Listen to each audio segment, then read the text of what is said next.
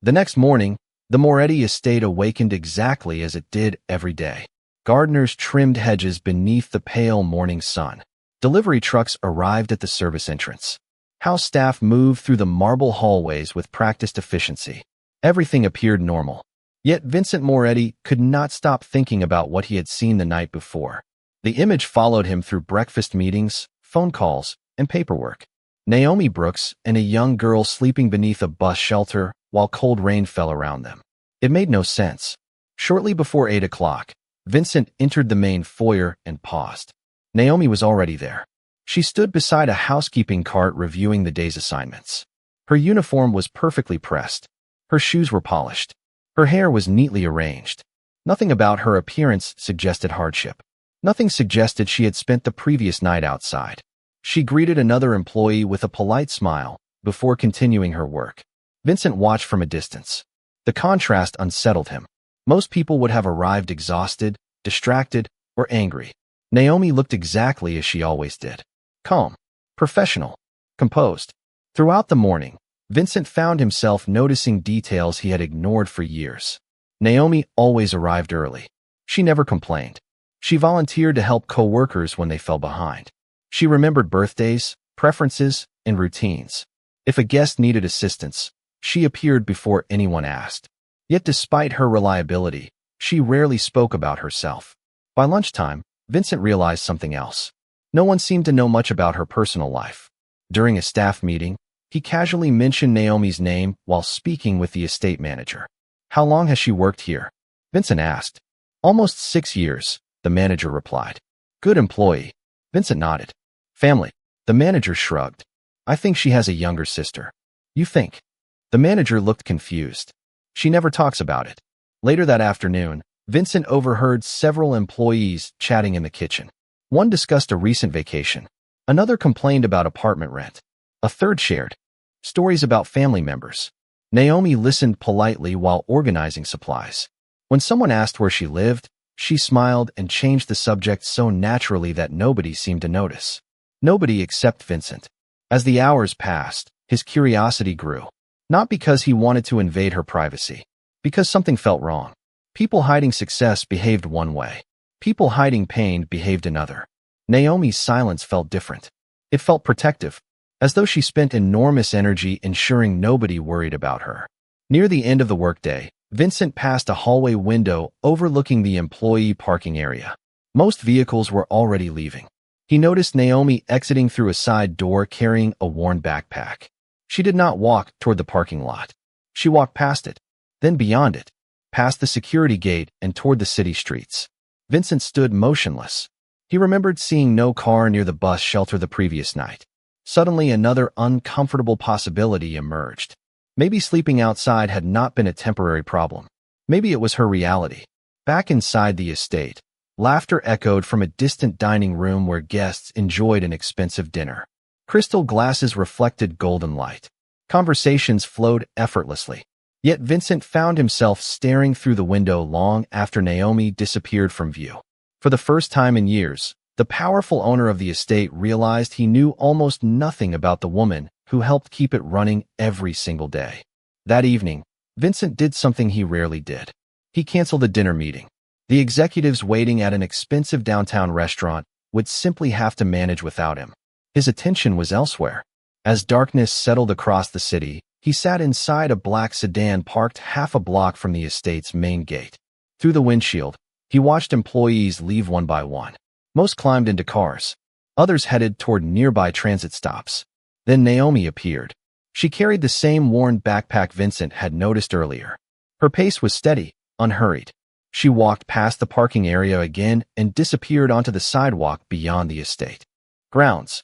Vincent waited several seconds before instructing his driver to follow at a distance. The city transformed as they traveled. Wealthy neighborhoods gave way to older streets lined with aging apartment buildings, discount stores, and flickering signs. Naomi continued walking. Nearly a mile passed before she finally stopped outside a small grocery store. Vincent watched from across the street. Naomi entered carrying only a few folded bills. 10 minutes later, she emerged with 2 paper bags. Nothing extravagant. Bread, fruit, bottled water. Basic necessities. She checked the contents carefully before continuing down the sidewalk. Vincent expected her to head toward an apartment building. Instead, she walked deeper into an older section of the neighborhood. Streetlights became less frequent. Storefronts grew quieter. Eventually, she reached a small public park near a bus terminal. There, seated on a bench beneath a shelter, was the same young woman Vincent had seen beside her the previous night. She looked no older than 18. Naomi handed her one of the grocery bags. The girl's face brightened immediately. The reaction caught Vincent's attention. It was not excitement over receiving food. It was relief. The kind of relief people felt when they genuinely did not know where the next meal would come from. Naomi sat beside her and listened while the girl spoke. Even from a distance, Vincent could see the affection between them. Protective, patient, sisterly. The younger woman laughed at something Naomi said. Naomi smiled back. For a brief moment, they looked like two ordinary sisters sharing the end of a normal day. Then reality returned. When the temperature dropped, Naomi removed her own jacket and draped it around the girl's shoulders. Vincent watched the gesture carefully. The younger sister protested. Naomi insisted. Eventually, the girl accepted. Another piece of the puzzle settled into place.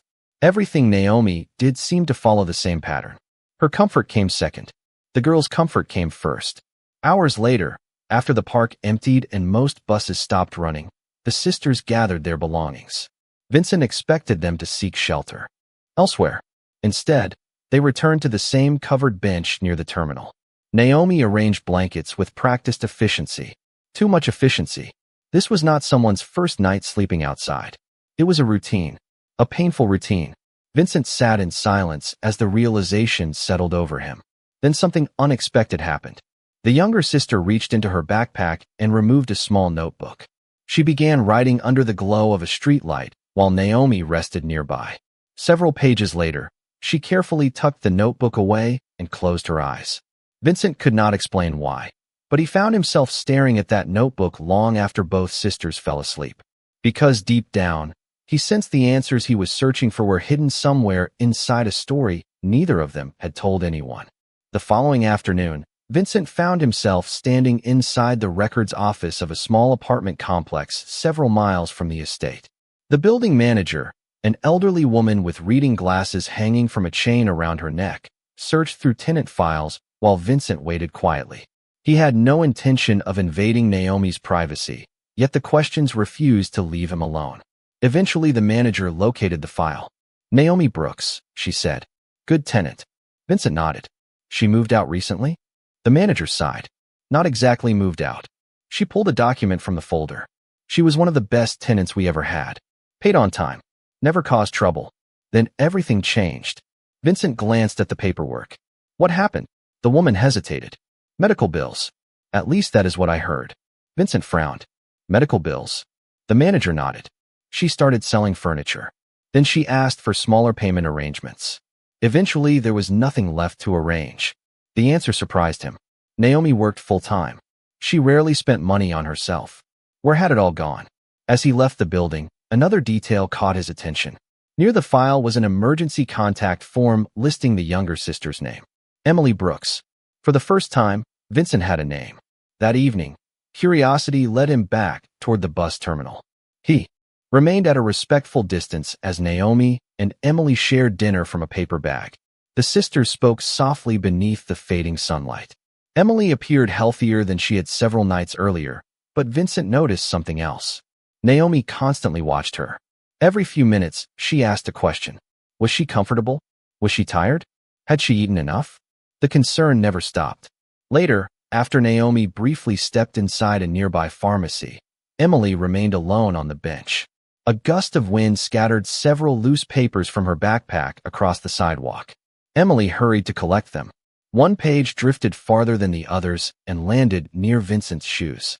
He picked it up before the wind could carry it away. It was not a school assignment or a receipt.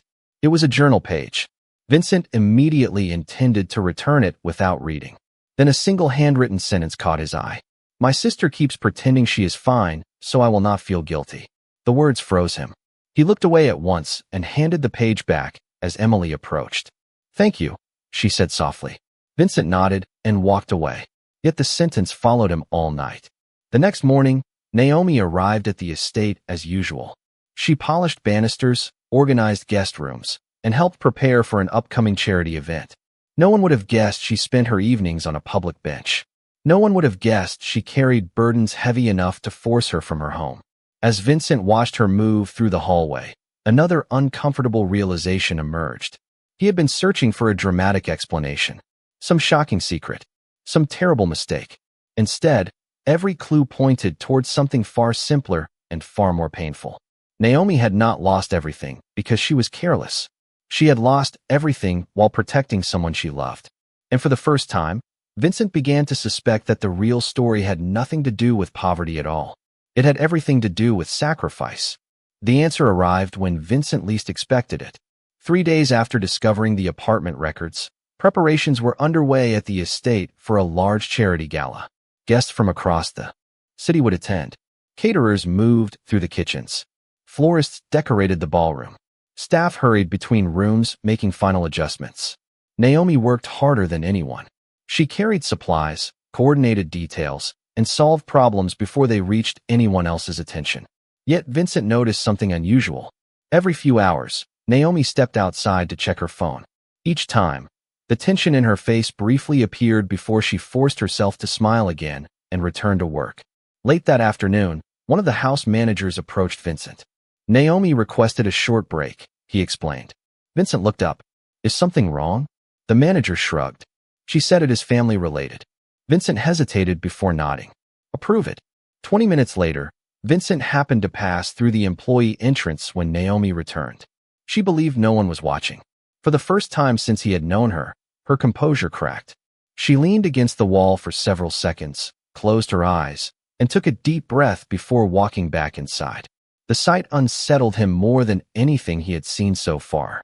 That evening, after the gala began, Vincent quietly left the ballroom and followed a trail of questions that had become impossible to ignore. What he discovered finally revealed part of the truth. Emily was not simply a younger sister struggling through difficult circumstances. Months earlier, she had been accepted into a prestigious college program several states away. Her grades were exceptional. Professors described her as one of the most promising students they had encountered.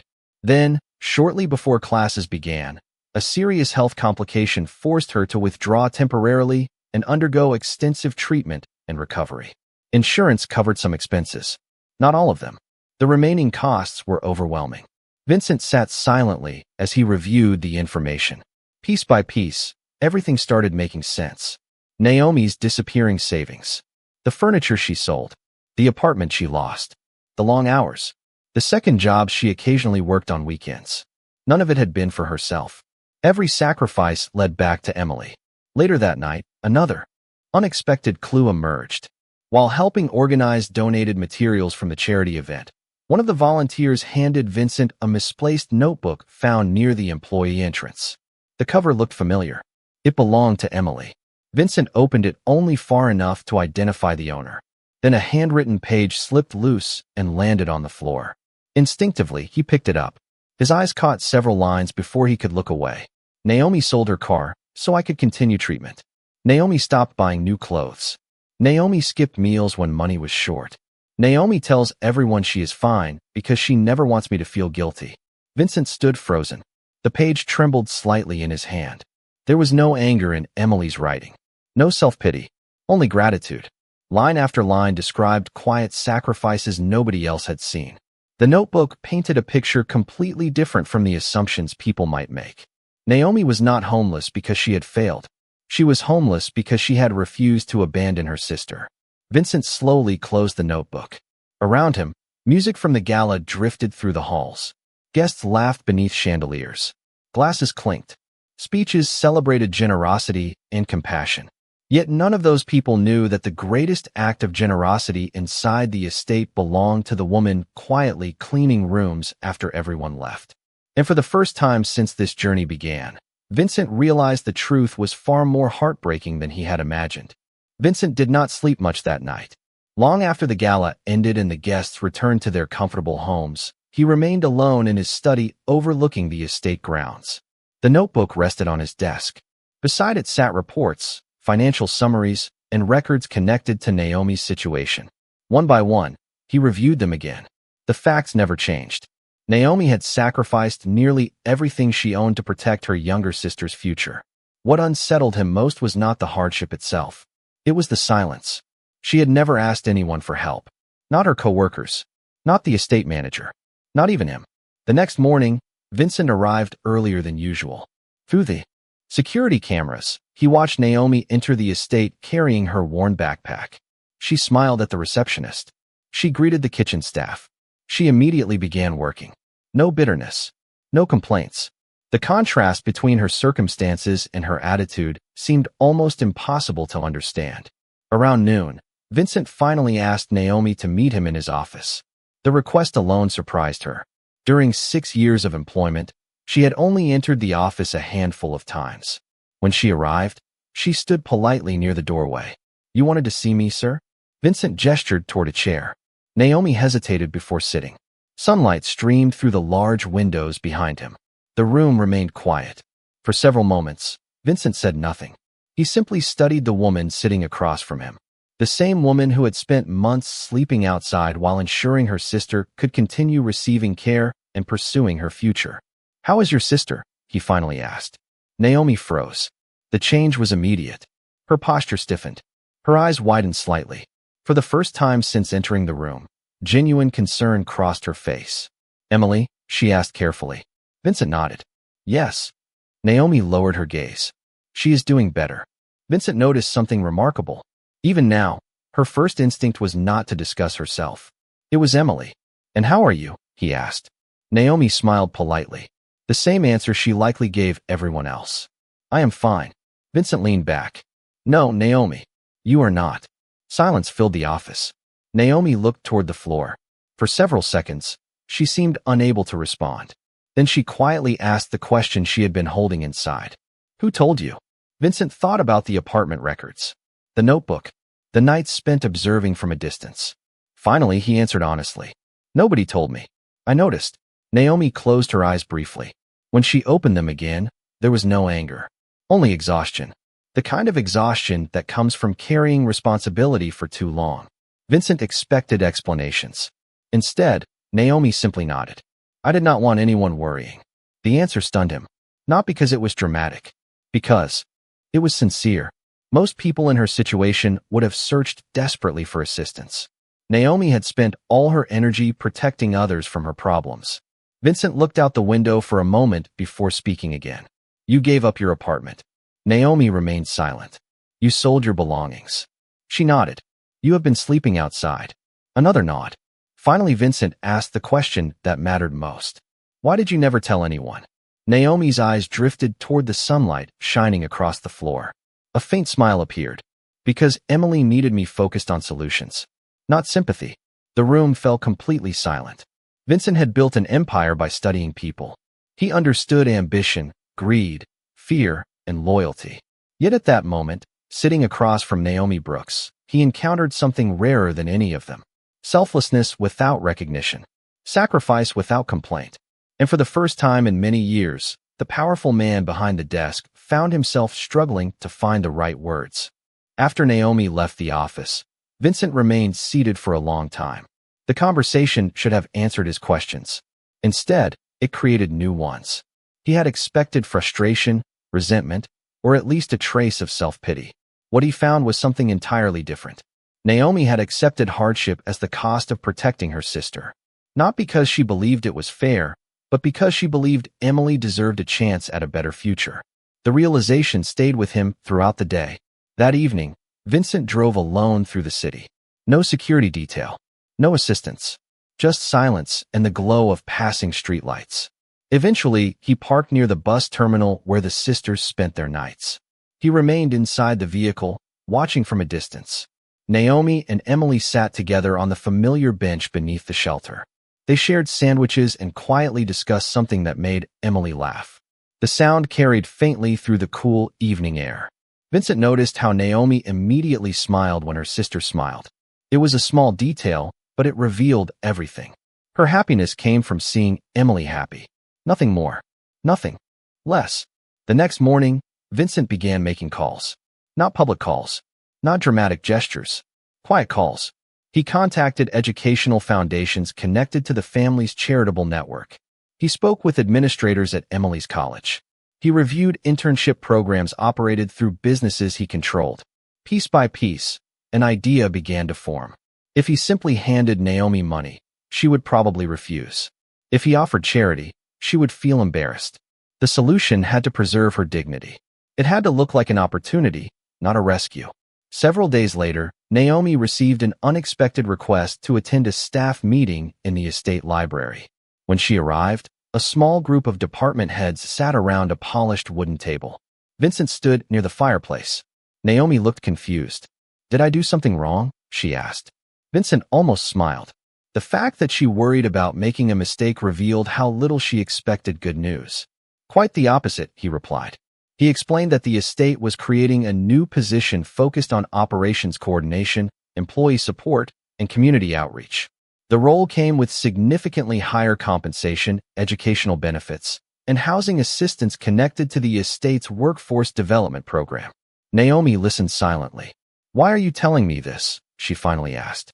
Vincent looked directly at her. "Because I would like you to have the position." The room became still. Naomi stared at him as though she had misunderstood. "Me?" Vincent nodded. "You already do most of the work. This simply recognizes it." Several department heads immediately agreed. One described her reliability. Another praised her leadership. A third mentioned how often other employees sought her guidance. Naomi looked overwhelmed. Not because of the promotion itself, because she was hearing people acknowledge her value aloud for the first time. Later that afternoon, she sat beside Emily in a small public park. The offer letter rested between them. Emily read it twice before looking up. Tears filled her eyes. "You earned this," she whispered. Naomi shook her head. "I do not know what to say." Emily smiled softly. "Maybe say, yes." As the sisters sat beneath the fading sunlight, Vincent watched from across the street. He had no interest in receiving gratitude. This was never about being a hero.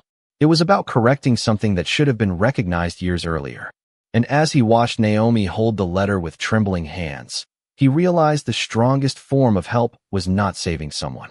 It was giving them a chance to stand without having to carry the entire world alone.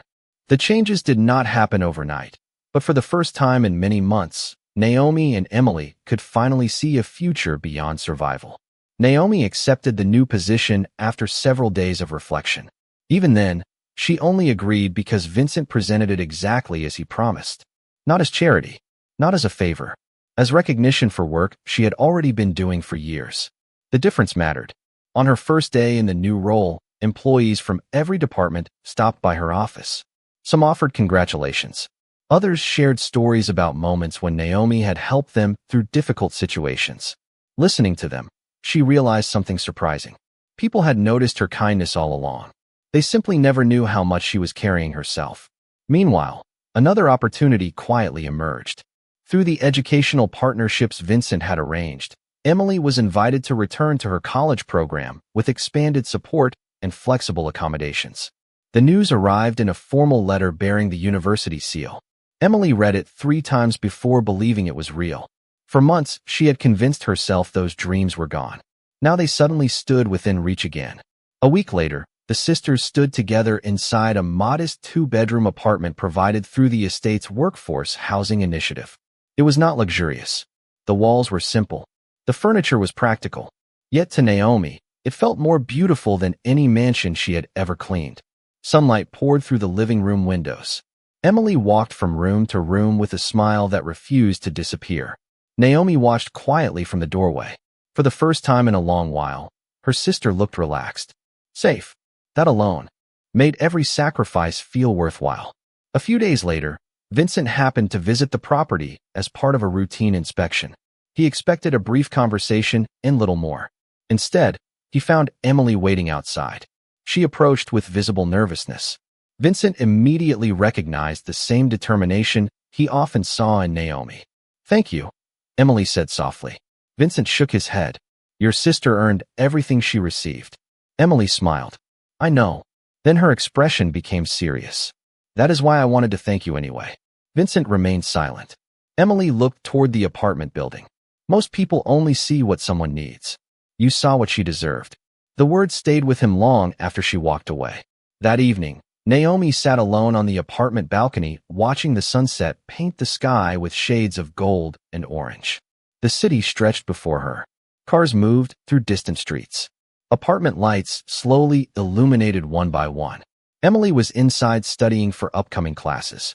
For the first time in months, there was no bus shelter, no cold bench, no uncertainty about where they would sleep. Vincent's offer had changed practical circumstances, but something else had changed too. Naomi no longer felt invisible. She thought about the conversation in the office, the questions Vincent asked, the way he listened without judgment. Most people assumed strength looked loud and obvious. Yet the strongest act she had witnessed was simple recognition. Someone had finally seen the truth. As darkness settled over the city, Naomi closed her eyes and allowed herself a rare moment of peace. She had spent so long protecting everyone else that she almost forgot what it felt like to stop carrying fear. And somewhere across the city, Vincent looked out from his study window and realized that helping someone regain their dignity was far more meaningful than giving them anything money could buy. 6 months later, autumn arrived with crisp air and golden leaves drifting through the city streets. Life at the Moretti estate continued as usual, yet something had quietly changed. Employees smiled more when Naomi entered a room. New staff members often sought her advice. Problems that once created tension were now solved through her calm leadership. She never demanded respect. She earned it. Across town, Emily had returned to college and was thriving. Her professors praised her work. Her health had improved steadily. On weekends, she often visited Naomi, bringing stories from campus and dreams for the future. The fear that once followed the sisters everywhere had gradually faded. One Saturday afternoon, the estate hosted a community appreciation event for employees and their families. Long tables stretched across the gardens. Children played beneath colorful banners. Music drifted through the air. For many workers, it was simply a pleasant gathering. For Naomi, it became something unforgettable. During the event, Vincent stepped onto a small platform near the center of the lawn. Conversations gradually quieted. Guests turned toward him. Naomi assumed he was preparing to thank sponsors or discuss upcoming projects. Instead, Vincent looked directly at the crowd and began speaking about service. He spoke about loyalty, about character, about people whose contributions often go unnoticed. Then his eyes found Naomi. A gentle silence settled across the garden. There are individuals, Vincent said, who remind us what strength truly looks like. Naomi immediately felt uncomfortable. She preferred working behind the scenes. Attention had never interested her. Yet Vincent continued. He told no private secrets. He revealed no personal hardships. Instead, he described qualities everyone had already witnessed: reliability, compassion, integrity, the ability to help others without expecting recognition. Employees nodded as they listened. Many smiled. Some even glanced toward Naomi with knowing expressions. Then Vincent announced the creation of a permanent employee support initiative designed to assist workers facing unexpected life challenges. The program would provide resources, educational opportunities, and emergency assistance while preserving dignity and privacy. At the top of the document stood a name: the Naomi Brooks Employee Opportunity Fund. The garden fell silent. Naomi stared in disbelief. Around her, applause slowly began to spread. Not loud, not dramatic, genuine. The kind of applause that comes from respect rather than obligation. Tears filled her eyes. For years she had worked quietly, believing nobody noticed. Yet the people surrounding her had noticed far more than she realized. Later that evening, after the guests departed and the estate grew quiet again, Naomi walked through the gardens alone. The setting sun painted the sky with shades of orange and gold. She eventually found Vincent standing near a fountain overlooking the grounds. For a moment, neither spoke. Then Naomi smiled softly. "You should not have done that." Vincent smiled back. "I know." She laughed. He laughed too. The sound felt easy, comfortable. They stood together watching the last light of day settle across the estate. Neither mentioned bus shelters, empty apartments, sacrifices. Those chapters belonged to the past. What remained was something much more important: understanding, respect. Vincent had spent years surrounded by powerful people. Yet the person who changed his perspective was a woman most of the world would have overlooked without a second glance. As the evening breeze moved gently through the trees, Naomi looked toward the horizon and thought about everything that had happened. The hardships had been real. The sacrifices had been painful. But Emily had a future. She had a home. And she had regained something even more valuable than security. She had regained her dignity. And that day, Vincent realized that the strongest person he knew was the woman everyone else once failed to see.